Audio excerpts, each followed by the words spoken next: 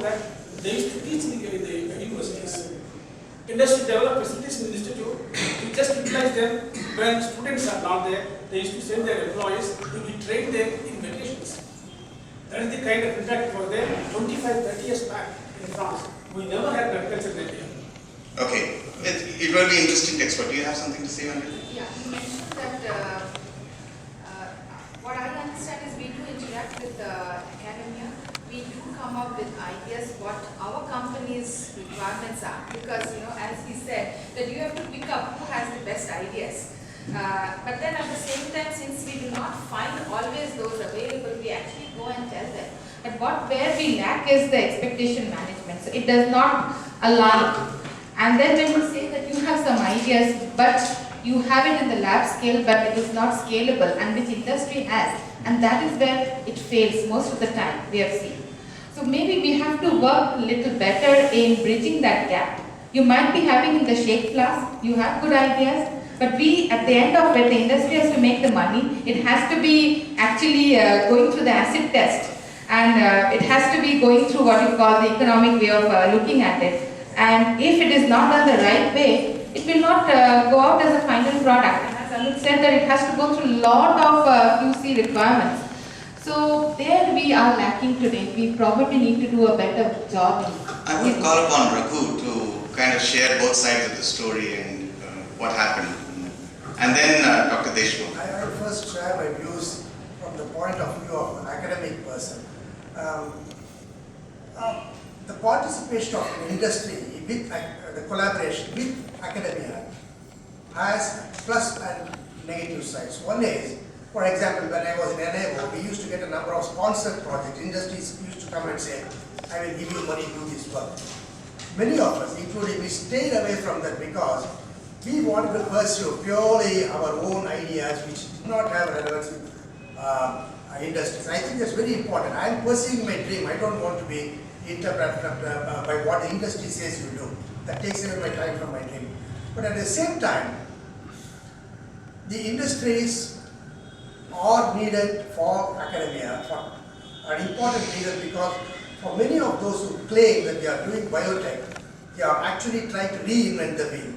I think it's very important that the industry interacts with academia in a way that will tell them, look, no, this is not what you want, exactly like what Anuj and Aidilal are saying.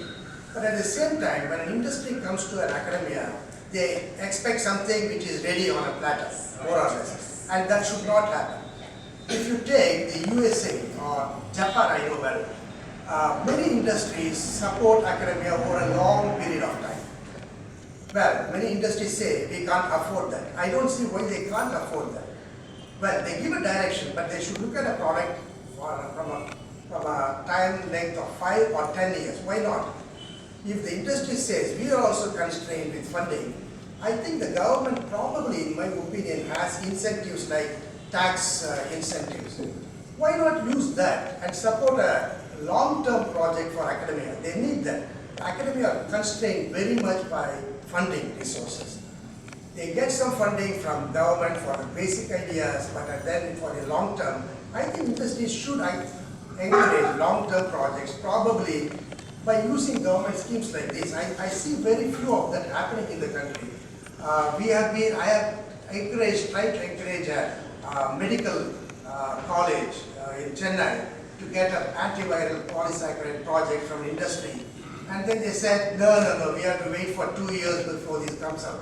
And then we said, why don't you look at it as a tax incentive? They wouldn't. I don't know if they were aware, or maybe I'm wrong about the tax incentive. If it's not there, I think this is what the government should encourage.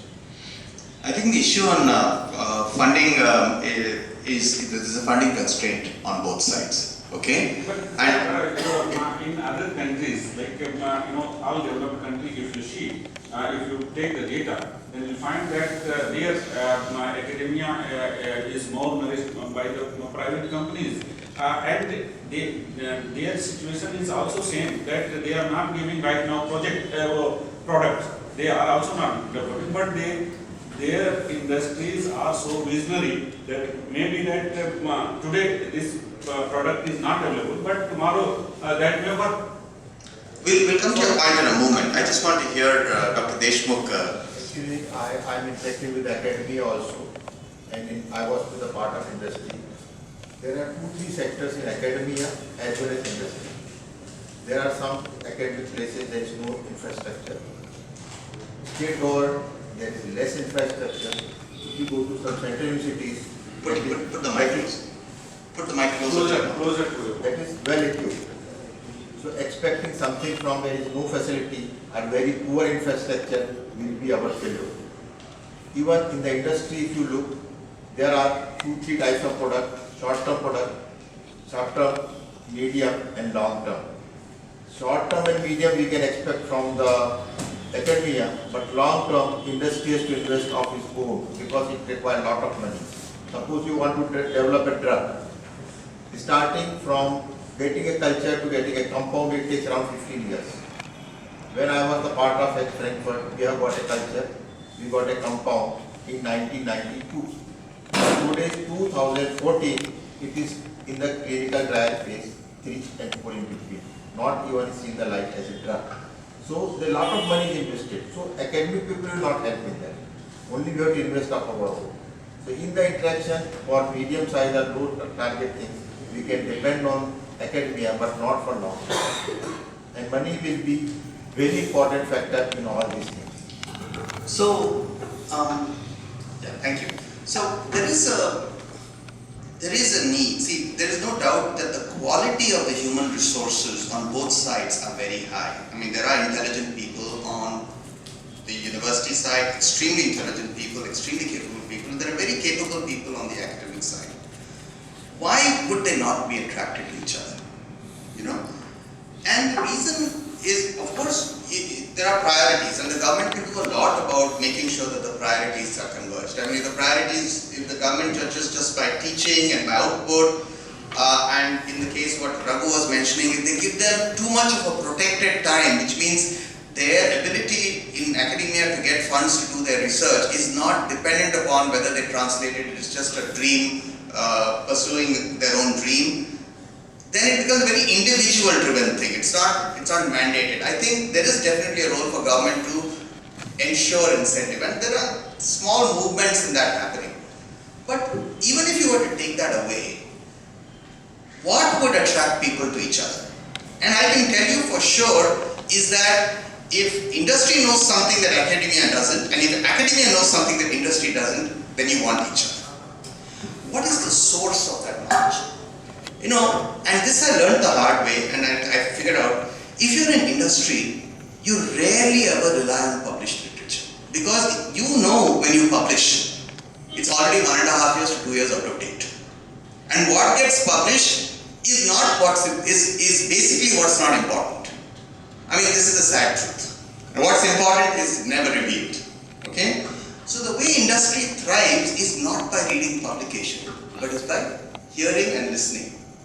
Is by attending conferences and having talk. Oh, you're also having this problem. Both of us don't talk about it, but we know now we both have this problem. Okay? How do you find this? That is how you know where the real problem is. Because if you have a solution to a problem, that's when somebody wants to talk to us, right?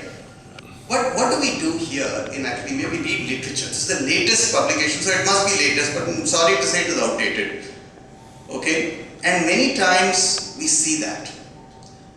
I don't know what the exact solution to that to see what are the cutting edge problems, but I can tell you that if there are many eminent scientists in our country who are at the cutting edge.